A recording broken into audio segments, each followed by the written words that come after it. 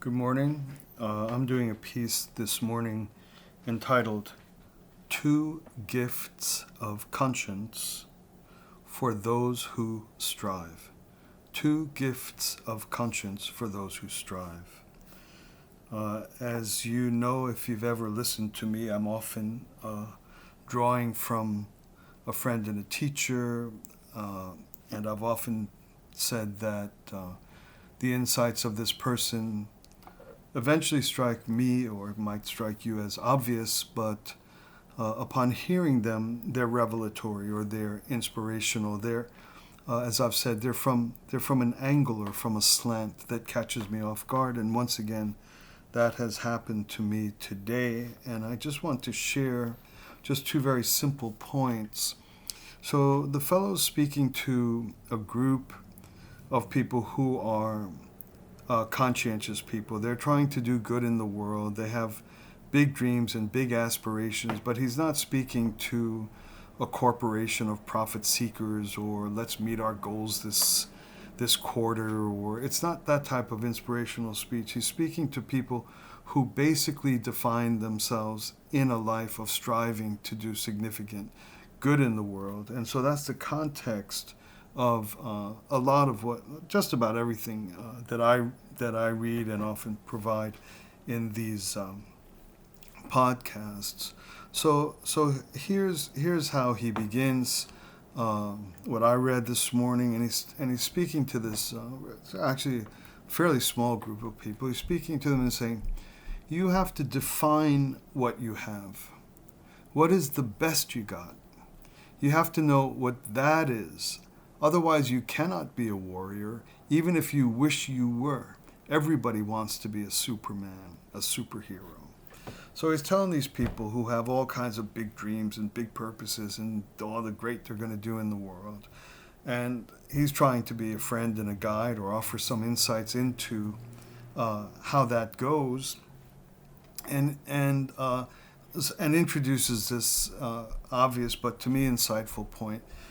Before you even start, or regardless of whether or not you understand yourself as somebody who's striving to be good, either on a personal level, a self-accomplishment, self-improvement, or trying to do some major good in the world, the first thing is to take inventory, know what you have. If you were going to open a store, you'd find out, you'd take inventory, you'd see what you have to sell, you'd see what your rent is that month, and so on and so forth. So he's kind of introducing, doing the same thing about yourself. If you're going to define yourself as a person doing good either in your own self-realization, your self-development, your self-improvement, or if you're designing yourself or imagining yourself to be a person who does great good in the world, addresses the problem of racism, opens a soup kitchen, establishes a book truck, like a little library that drives, whatever it is, he says, you have to define what you have. What's the best you got?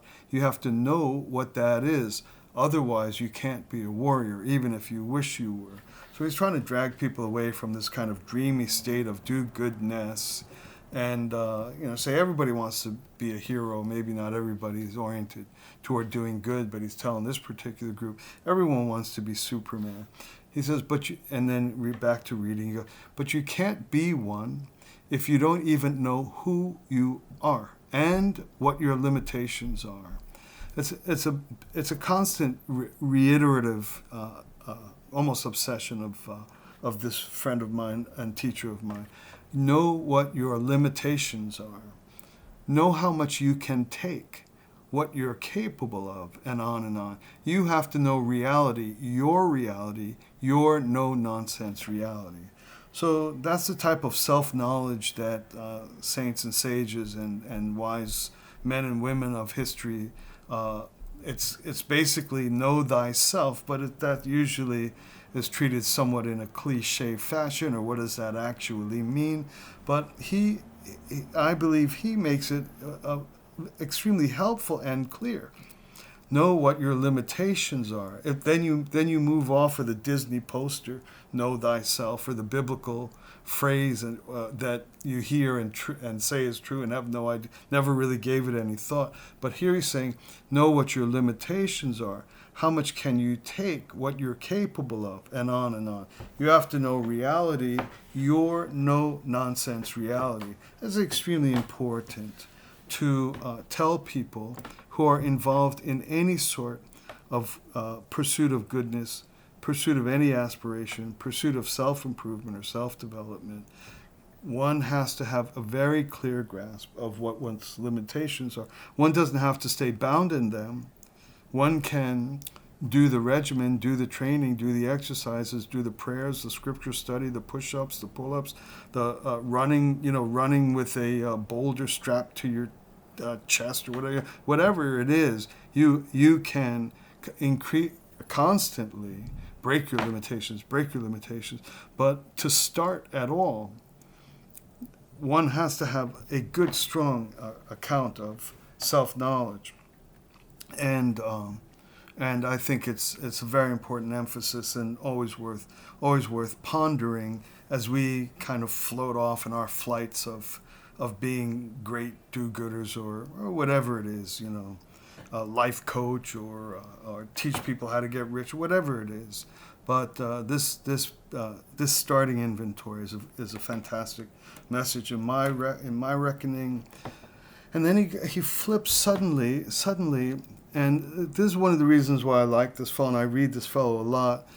He goes, "What is your conscience?" And suddenly you say, "Whoa, why is this coming in here?" Conscience is usually, with most people, associated with kind of morals and making you feel guilty or stopping you from doing bad deeds. Or I saw a wallet full of cash sitting there, but I looked it up and found the owner and called them up because my conscience tells me, don't do that, don't steal, don't pull out the cash and toss the wallet in a dumpster. The conscience is ordinarily considered only when people are in the inquiry into moral matters, moral and even religious matters. So here he is doing a great job of, like, might be a taekwondo teacher or some kind of martial. It's like, know yourself, know your limits, know what you can take. You're never going to be a warrior. And then suddenly jumps across to conscience. He goes,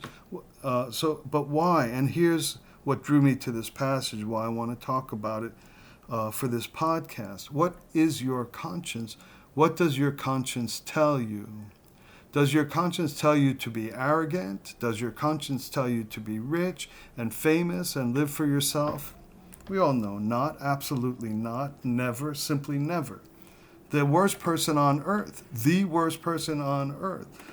greediest, most abusive, most exploitive, most unself-disciplined demon, their conscience does not tell them be arrogant, be rich, be famous. Something tells them that, but certainly not their conscience. No, he says, the conscience tells you the basic stuff. The basic stuff that affords you the chance to be objective. And that's my favorite part. That's what made me talk about this, because one typically thinks about the conscience being, warning you on moral issues and don't do this and don't touch her and don't steal this and on and on. And he jumps across into it in the context of guiding us for kind of warrior life or doing good life or being a saint life. And then discusses the conscience utterly independently of this whole habit of thinking of it tied to moral injunctions, and says the conscience teaches you the basic stuff and affords you the chance to be objective. How cool is that?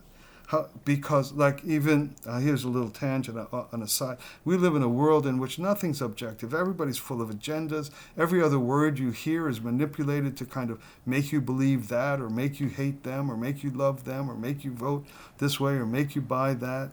And so it's so hard to find a voice that's objective, but he's recommending that the conscience provides that. It affords you the chance to be objective. And what's he talking about? Of course, to be objective about yourself. He goes, no, the conscience tells you the basic stuff that affords you the chance to be objective. That's about it.